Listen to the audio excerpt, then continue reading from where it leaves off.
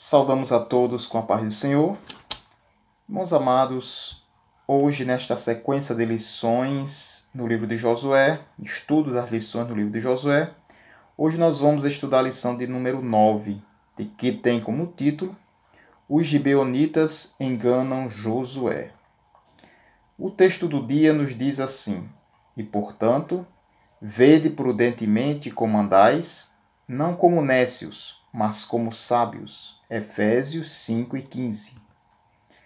A síntese nos diz assim: precisamos estar vigilantes quanto àqueles que, com artifícios mentirosos, tentam nos fazer abandonar a nossa fé. O texto bíblico de hoje encontra-se no livro de Josué, capítulo 9, dos versículos 1 até o 6 e os versículos 15 e 16. Na introdução da lição de hoje, nós vamos ver que as notícias a respeito da vitória sobre Jericó e Ai espalharam-se rapidamente por todas as cidades-reinos vizinhas, motivo pelo qual os gibeonitas ficaram bastante preocupados. Sabiam que seriam os próximos a serem atacados pelo exército dos israelitas. O medo fez com que os gibeonitas desenvolvessem um plano ardiloso contra o povo de Deus.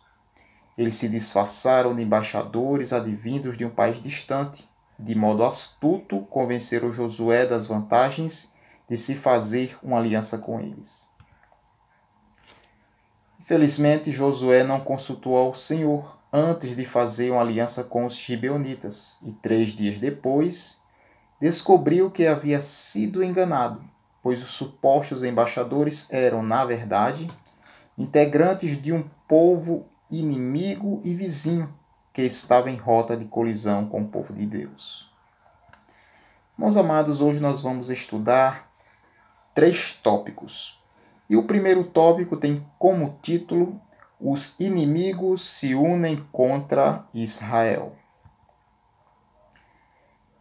3 pontos são essenciais neste primeiro tópico a serem analisados. A inveja dos inimigos proporcionou a união de povos opostos por uma mesma causa: destruir a Israel. Inveja é um desejo violento de possuir o bem alheio, desgosto ou pesar pelo bem ou felicidade de outrem. O primeiro passo para a compreensão dos efeitos da inveja na convivência social é saber que a inveja está presente no coração do homem desde a queda. E como segundo passo para a compreensão dos efeitos da inveja é saber que a inveja gera maldade. Maldade ou crueldade é a ação de algo fora da ética, que ocasiona danos à saúde. Portanto, a pessoa maldosa foi gerada pela inveja. Inveja ainda é o mesmo que cobiça e é regularmente traduzida em algumas versões pelas seguintes expressões: avareza, avidez, intuito ganancioso e principalmente pela palavra concupiscência. Entretanto, inveja poderá ser definida como o desejo de sacrificar o próximo em lugar de si mesmo, não meramente apenas do que corresponde a dinheiro. A unidade dos inimigos contra Israel reuniu grande número de pessoas. A vitória de Israel motivou a união dos inimigos que se encontravam em desarmonia. Astúcia e mentira são os vícios dos inimigos do povo de Deus. A astúcia corresponde à arte de enganar, enquanto a mentira descreve a ausência da verdade, manifestada pela omissão ou pela propagação de mentiras. Irmãos, agora vamos estudar o segundo tópico, que tem como título A Astúcia dos Gibeonitas.